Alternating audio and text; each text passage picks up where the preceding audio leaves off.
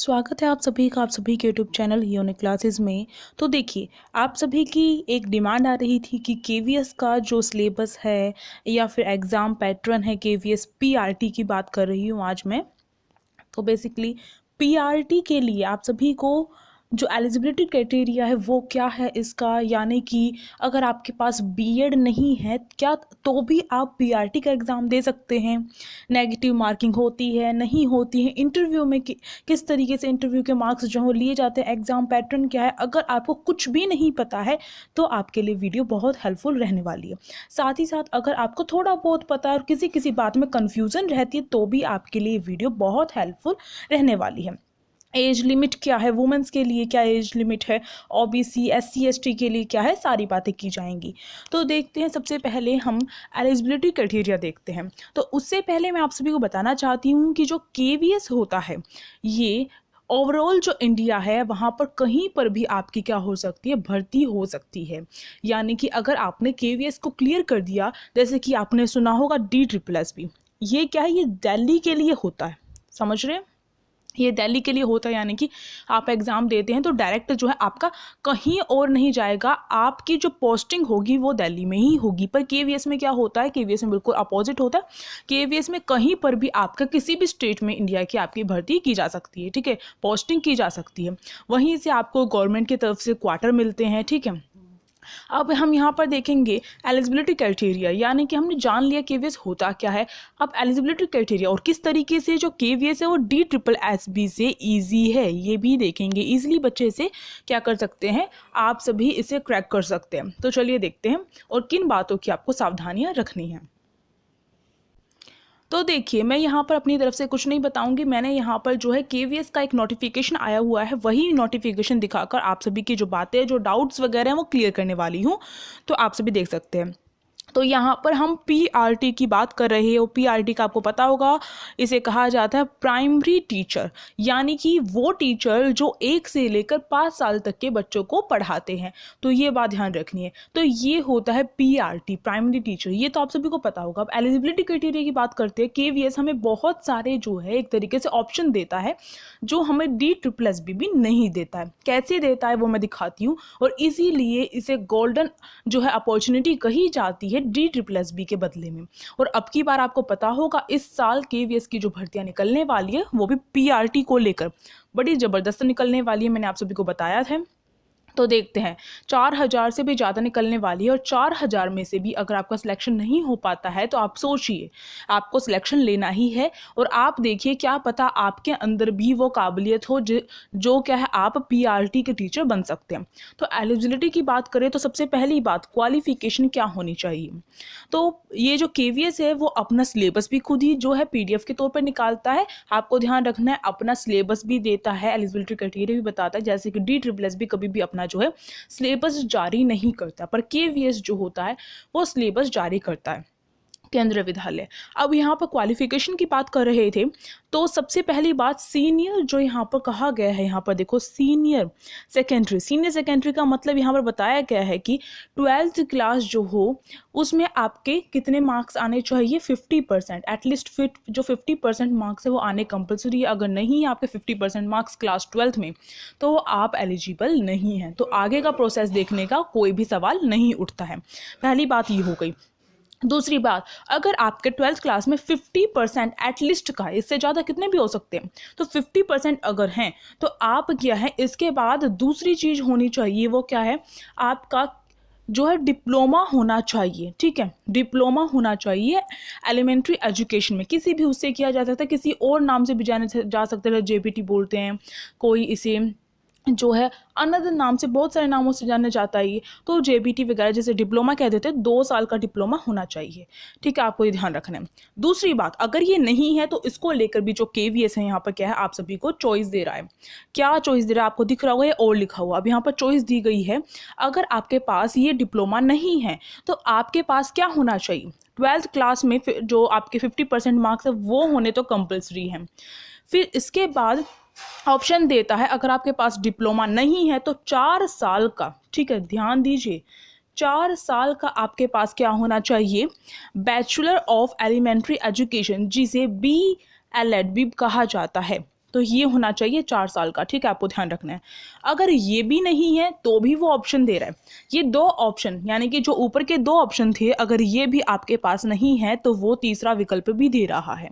क्या दे रहा है, तो चलिए देखते हैं। ये कह रहा है कि आपके पास, मैंने कहा ना 12th क्लास में 50% होने कंपलसरी हैं, तो ये चीज़ तो हर किसी में होगी, 50% मार्क्स होने कंपलसरी हैं। इसके बाद वो कह रहा है 2 ईयर का आपको क्या डिप्लोमा अगर स्पेशल एजुकेशन में है आपका, तो भी आप क्या कर सकते हो, पीआरटी का एग्ज़ाम दे सकते हो।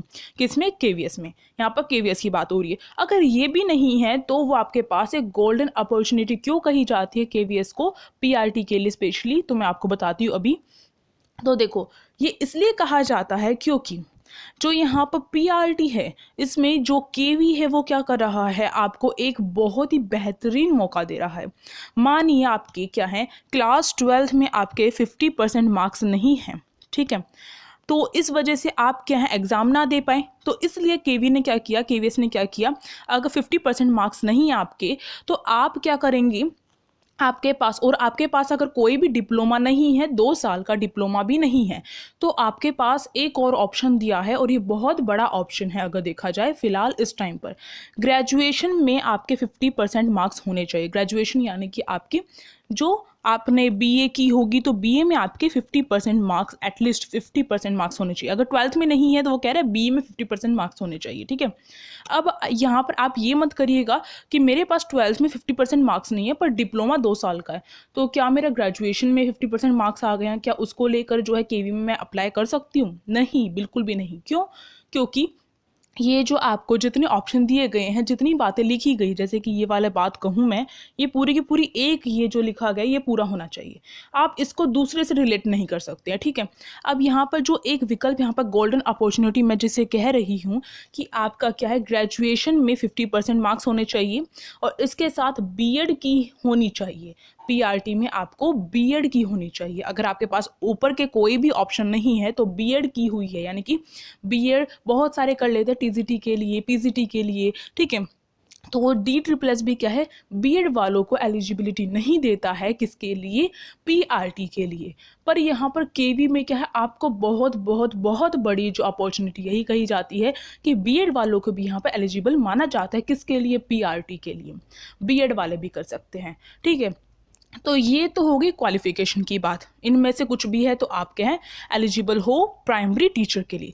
फिर ये कहता है क्वालिफिकेशन तो ठीक है, अब इसके बाद केवी कहता है, केवीएस कहता है कि आपको ये क्वालिफिकेशन है, इसके दम पर आप क्या पीआरटी में क्या कर सकते हो, अप्लाई कर सकते हो। अप्लाई करने के लिए उसने 1-2 चीज़ें और रखी है, कैसे, जैसे कि सीटेट यानी कि सेंट्रल टीचर एलिजिबिलिटी टेस्ट, जिसे सीटेट कहा जाता है। और सीटेट का कौन से वाला पेपर, आपको पता होगा 2 पेपर होते हैं सीटेट के, तो सीटेट पेपर 1 जो है आपका क्लियर होना चाहिए, ठीक है। तो तभी आप क्या है प्राइमरी टीचर के लिए क्या कर सकते हो, अप्लाई कर सकते हो, वरना नहीं। चाहे आपके पास ग्रेजुएशन हो, चाहे बीएड हो, चाहे आपके पास 12th क्लास में 50% मार्क्स हो, और चाहे आपके पास डिप्लोमा हो 2 साल का, अगर सीटेट क्लियर नहीं है तो आप एलिजिबल नहीं माने जाएंगे, चाहे आप अप्लाई कर दो। क्योंकि अप्लाई करोगे तो आपके ही जो पैसे हैं वो वेस्ट जाएंगे, और उसके बाद अगर आपने क्रैक भी कर दिया तो भी आपको बाहर निकाल दिया जाएगा। तो सीटेट करेक्ट होना चाहिए पेपर 1। इसके बाद जो है आपको हिंदी और इंग्लिश जो है दोनों आनी चाहिए, ठीक है। ये कंपलसरी कहा गया है इसमें, और इसके साथ साथ इसमें कंपलसरी बात कही गई है कि आपको कंप्यूटर की क्या है, बेसिक नॉलेज होनी चाहिए। इसीलिए अब हम देखेंगे जब एग्जाम पैटर्न की बात करेंगे तो केवीएस ने क्या है D++ से हटकर क्या है एक और सब्जेक्ट ऐड किया कंप्यूटर का, जिसको लेकर वो 10 नंबर जो है कंप्यूटर के जो है 10 नंबर को लेकर जो कंप्यूटर का पोर्शन है वो भी आपको देता है कि आपको कंप्यूटर की नॉलेज है या नहीं है। इसके साथ साथ हिंदी और इंग्लिश जो है किस तरीके से टेस्ट करेगा आपकी, एक तो आपका जो एग्ज़ाम होगा, रिटन एग्ज़ाम जिसे कहते हैं, लिखने वाला नहीं होता, एमसीक्यूज़ वाला जो रिटन एग्ज़ाम होता है, उसमें आपका क्या होगा, हिंदी और इंग्लिश में पासिंग मार्क्स लाना कंपलसरी। अगर नहीं लाए तो आगे आपका पेपर चेक ही नहीं होगा। स्टार्टिंग के जो हिंदी इंग्लिश देखा नहीं है आपका उसमें क्लियर, तो आपको बाहर निकाल दिया जाएगा। अब यहाँ पर एक और जो डाउट रहता है, मोड क्या होगा, एग्ज़ाम का मोड क्या है। अभी तक केवीएस में क्या था, ऑफलाइन चल रहे थे एग्ज़ाम, पर अभी लास्ट टाइम हमारे ऑनलाइन हुए थे, तो ऑनलाइन मोड रहेगा पेपर का।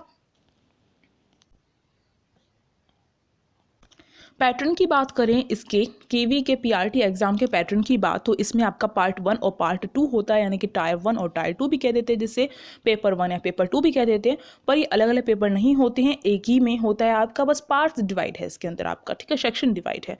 तो सेक्शन ए में आपका इंग्लिश आ जाएगी। इंग्लिश जो है 10 क्वेश्चन पूछे जाएंगे, 10 नंबर के होंगे, ठीक है। इसी तरीके से हिंदी होगी आपकी, 10 क्वेश्चन पूछे जाएंगे, 10 ही नंबर के होंगे, यानी कि एक क्वेश्चन जो है एक नंबर का होगा, 1 मार्क्स का होगा। इसी तरीके से जो जीके है, जनरल नॉलेज है, उसके 10 क्वेश्चन आएंगे, जिसमें करंट अफेयर भी आपके शामिल होगी, और 10 ही नंबर के, यानी कि एक क्वेश्चन एक नंबर का, फिर से वही बात है। रीजनिंग जो होगी वो भी 10 जो है इसके क्वेश्चन दिए जाएंगे, और 10 ही नंबर की होगी रीजनिंग आपकी। इसके साथ कंप्यूटर जो लिटरेसी है उसका आपसे 10 नंबर के क्वेश्चन दिए जाएंगे, और 10 नंबर ही आपको इससे मिलेंगे, यानी कि 10 नंबर का ही पोर्शन रखा गया है कंप्यूटर के लिए। बेसिक नॉलेज होगी, छोटी बहुत जो बातें हैं अगर आप यूज़ करना जानते हैं कंप्यूटर को ठीक से तो आपको पता होंगी, और आप प्रैक्टिस करेंगे तो आ जाएगी, ठीक है। अब पैडागोजी की बात करें तो पैडागोजी 20 नंबर की आती है यहाँ पर आपकी, और 20 नंबर यानी कि 20 क्वेश्चन दिए जाएंगे, 20 नंबर की होगी। और सब्जेक्ट कंसर्न जो होगा आपका पोर्शन 80 नंबर का होगा, 80 क्वेश्चन और 80 नंबर का, ठीक है। टोटल मिलाकर आपके क्वेश्चन जो बनेंगे 150 बनेंगे, और मार्क्स बनेंगे 150 बनेंगे, ठीक है। कितने टाइम का होगा? 2 से लेकर जो 2.5 घंटे तक का आपका एग्ज़ाम होगा। टाइम की बिल्कुल कमी नहीं है।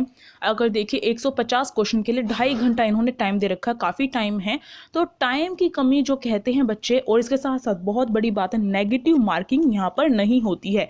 तो जो ये कहते हैं कि नेगेटिव मार्किंग है या टाइम की कमी थी इस वजह से हमारा एग्ज़ाम क्रैक नहीं हो पाया, तो वो यहाँ पर जो है ऐसा बोलने के लिए बिल्कुल भी यहाँ पर खड़े नहीं हो सकते हैं, क्योंकि यहाँ पर नेगेटिव मार्किंग नहीं है, आपके पास टाइम की कोई कमी नहीं है। और इसके साथ साथ जो है आपके लिए एक जो टास्क यहाँ पर रखा गया है, इंटरव्यू को लेकर रखा गया है, इंटरव्यू, ठीक है। जो इंटरव्यू होगा वही, अगर उसमें अगर आपने एग्ज़ाम क्रैक कर दिया और इंटरव्यू में अगर आप पास नहीं हो पाए तो आपका जो है सिलेक्शन नहीं हो पाएगा, ठीक है। इंटरव्यू कंपल्सरी है आपके लिए। तो इसके साथ साथ अगर मैं एज लिमिट की यहाँ पर बात करूँ कि कितनी कितनी एज है, तो अगर देखी जाए एज की तो पीआरटी के लिए 30 साल है, ठीक है। मिनिमम देखी जाए तो 18 साल के आप होने चाहिए, तभी आप एग्ज़ाम जो दे सकते हैं। मैक्सिमम 30 है। एज रिलैक्सेशन की बात करूं तो एससी और एसटी जो हैं उन्हें कितनी दी जा रही है?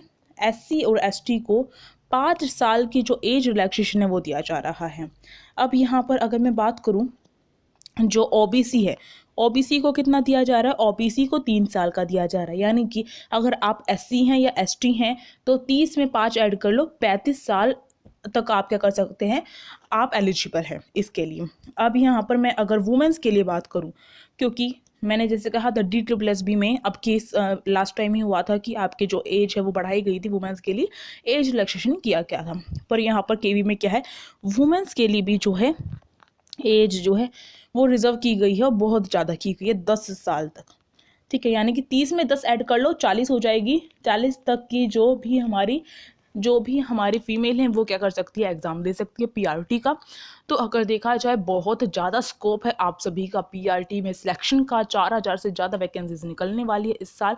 और हमने यहाँ पर अपने एग्ज़ाम पैटर्न की बात कर ली, सारी चीज़ों की डिटेल में बात की है हमने। टाइम की कोई कमी नहीं है, नेगेटिव मार्किंग हमारी नहीं है यहाँ पर, ठीक है। और किस तरीके से यहाँ पर जो एग्ज़ाम है बस 150 क्वेश्चन ही आने वाले हैं, और फिर इंटरव्यू होता है आपका। अगर इस एग्ज़ाम को क्रैक कर लेते हो तो पास हो जाते हो तो इंटरव्यू होता है, इसकी अलग कट ऑफ लगेगी, फिर इंटरव्यू होगा, फिर इंटरव्यू को मिलाकर आपके जो मार्क्स होंगे फाइनल होंगे, ठीक है। तो और इसके साथ साथ ऑल ओवर इंडिया में कहीं पर भी आपकी पोस्टिंग हो सकती है। तो सारी बातें मैंने डिटेल में आप सभी के साथ यहाँ पर कर दी है, और आई थिंक आपको ये ठीक लगी हो, कि अच्छी लगी हो। कोई भी कमी लगी हो तो आप सभी मुझे कमेंट बॉक्स में, या फिर कोई भी क्वायरी हो तो आप सभी मुझसे पूछ सकते हैं। कमेंट बॉक्स आप सभी के लिए ही है। और इसके सिलेबस की अगर आप सभी वीडियो चाहेंगे तो इसके सिलेबस की वीडियो जल्द ही आपको मिल जाएगी। ऑफिशियल सिलेबस की बात करूँगी यहाँ पर।